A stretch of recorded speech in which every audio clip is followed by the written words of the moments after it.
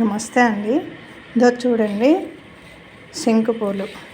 ఈ శంకు పూలు ముద్దవండి, ఒంట్రెక్కలు కాదు. అవి ముద్ద పూలు.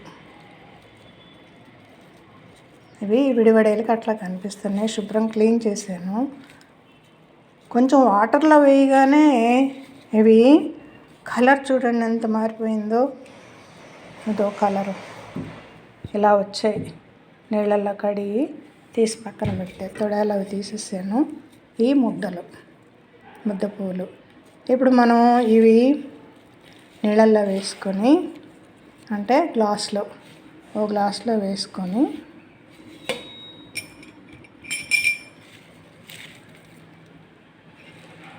ఇన్ని పూలు 30 పూలు దాకా ఉన్నాయండి ఇవి.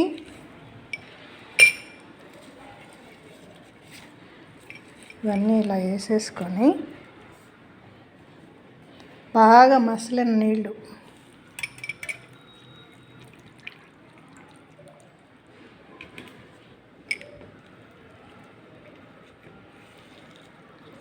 చూడండి ఎలా కలర్ దిగిపోతుందో.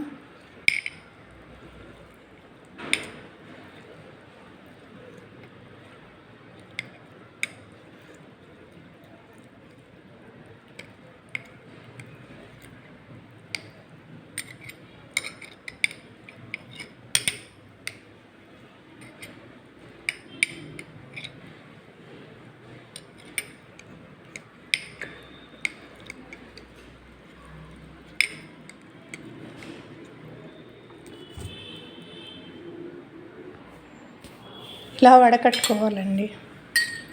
చూడండి ఎలా వచ్చాయి. వాటర్ బ్లూగా వచ్చాయి.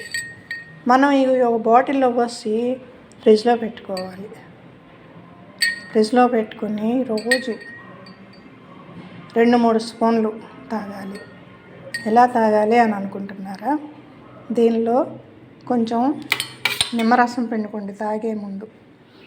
అంటే ఆ 2-3 స్పూన్లు ఒక గ్లాస్లో వేసేసుకొని కొంచెం నిమ్మరసం పిండుకొని తాగాలి. అలా చేసుకొని తాగండి. ఇది బీపీ షుగర్ కంట్రోల్ చేస్తుంది. ఆరోగ్యానికి చాలా మంచిదండి. తప్పకుండా అలా చేసుకోండి. ఇది నిల్వ ఉంచుకోండి. చల్లారిన తర్వాత ఫ్రిడ్జ్లో పెట్టేసుకోండి. ఒక బాటిల్లో పోసి ఫ్రిడ్జ్లో పెట్టుకొని బాగా 3-4 స్పూన్లు కాకుండా 5 స్పూన్లు అయినా వేసుకోవచ్చు. 1 స్పూన్ నిమ్మరసం కలుపుకోండి. ఒక కుక్కలో తాగేసేయండి. అంటే ఎందుకని ఇది చేదు ఉంటుంది కనుక షుగర్కి చాలా మంచిది. తప్పకుండా చేసుకోండి. నిమ్మరసం వాడండి.